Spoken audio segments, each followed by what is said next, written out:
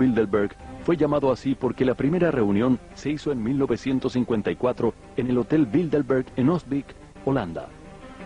Sus fundadores fueron Joseph Ratzinger, un polaco de ideas socialdemócratas, y el príncipe Bernardo de Holanda. En sus reuniones anuales realizadas desde entonces, que constituyen un hito en la política internacional. Cada país tiene dos invitados, uno conservador y otro liberal.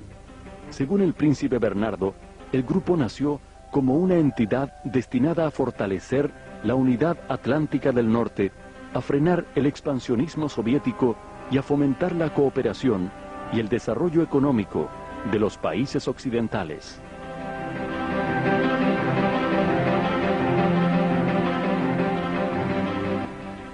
A veces, para conocer mejor a las organizaciones, debemos saber más acerca de las personas que trabajan en ella. Hay dos datos interesantes sobre la integridad del fundador de los Bilderberg. Primero, Bernardo de Holanda de joven militó en las SS de Hitler. Segundo, tuvo que dejar de presidir las reuniones de 1976, cuando se vio involucrado en el escándalo de los sobornos que la fabricante de armas y aviones Lockheed protagonizó cuando sobornó a funcionarios italianos, holandeses y japoneses.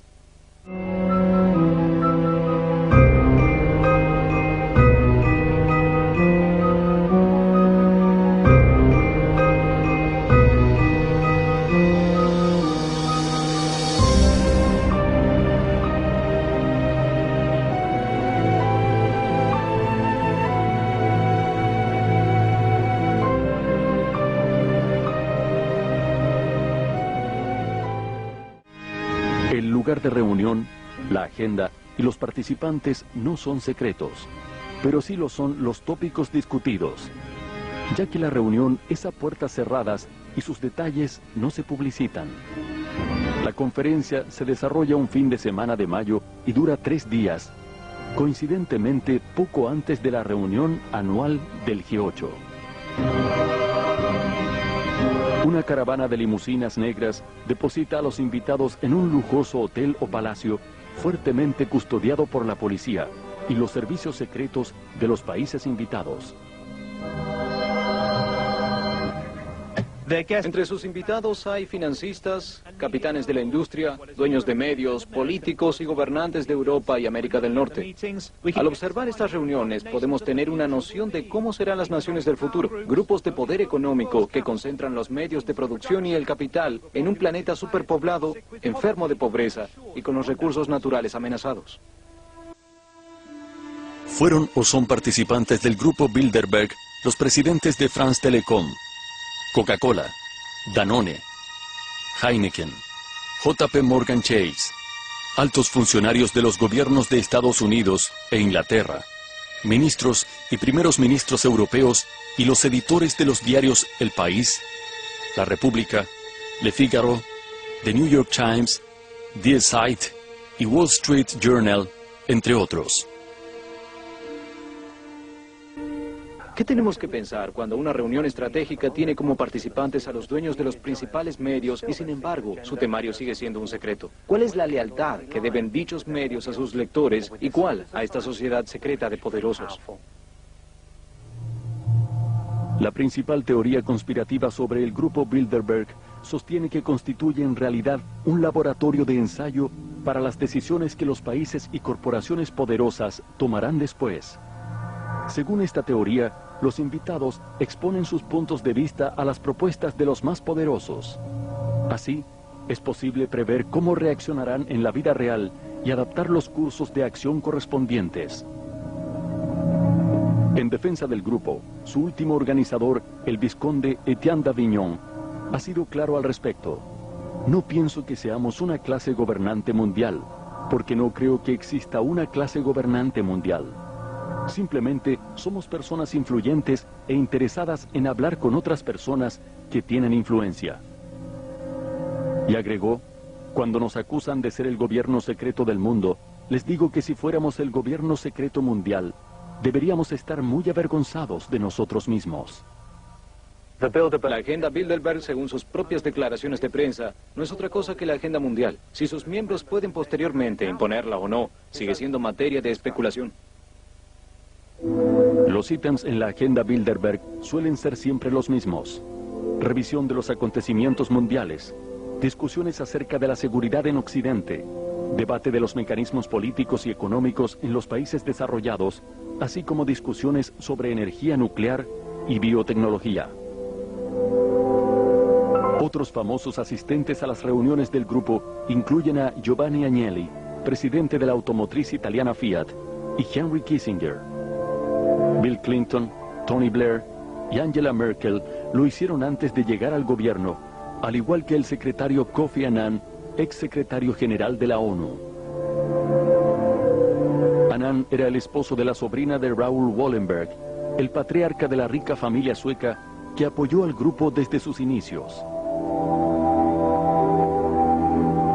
También participaron Henry Ford II, George Pompidou, Helmut Schmidt y el barón Edmund de Rothschild, además del padre de la bomba atómica en Estados Unidos, J. Robert Oppenheimer.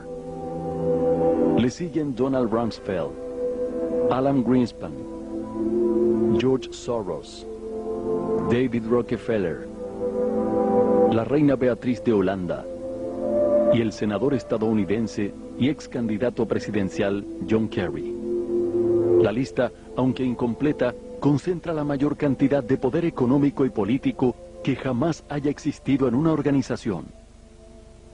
Curiosamente, no existen Bilderbergs arrepentidos. Nadie jamás ha roto el silencio y sus declaraciones públicas solo suceden muchos años después de las reuniones del grupo, cuando ya es tarde para cambiar los eventos de la historia. Para muchos, estas declaraciones escuetas son la prueba fehaciente de que todas las sospechas que recaen sobre el grupo son terriblemente ciertas.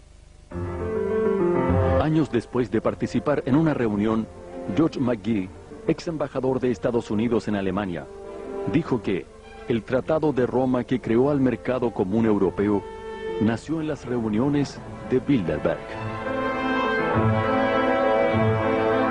Jack Shakeman, presidente de la Amalgamated Bank y también miembro de Bilderberg, dijo en 1996 que la idea de una moneda común europea se discutió muchos años antes que se hiciera realidad. También tuvimos una discusión acerca de los Estados Unidos, restableciendo relaciones diplomáticas con China antes que el presidente Nixon lo hiciera. Uno quisiera saberse a salvo del virus conspiracionista, pero es nada más y nada menos que David Rockefeller, a quien hemos visto en las nóminas de los Skull and Bones, CRE y el grupo Bilderberg, quien ha declarado una cita que quedará en los anales de la historia como la confesión más brutal jamás oída.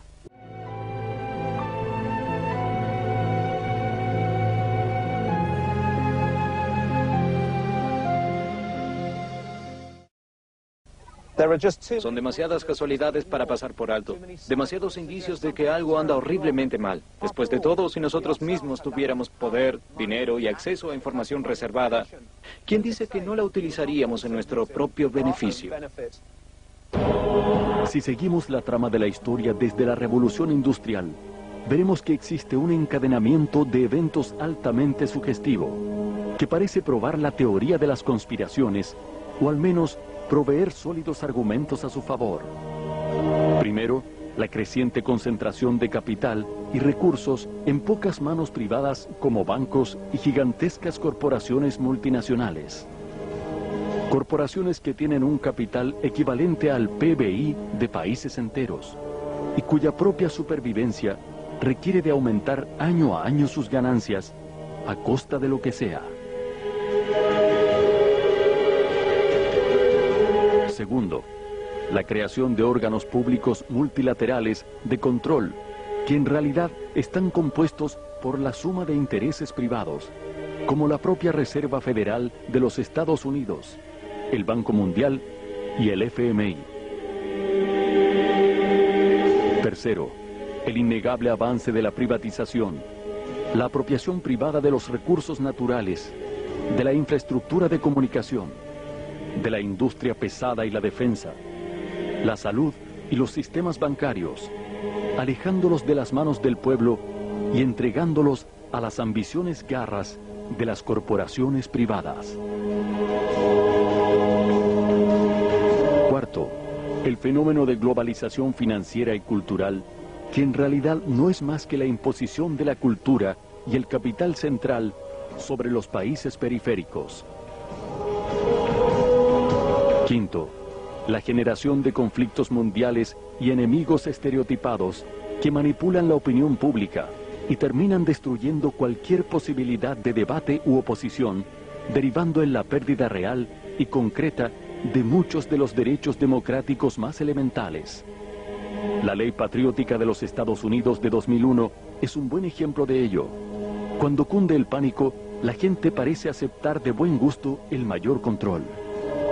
Y finalmente, el detalle más sugestivo de todos, que todos los principales protagonistas de estos eventos, quienes realmente ostentan el poder económico y político de Occidente, sea por vía del capital, de las armas o de los votos, curiosamente se agrupan en unas pocas sociedades que debaten a puertas cerradas.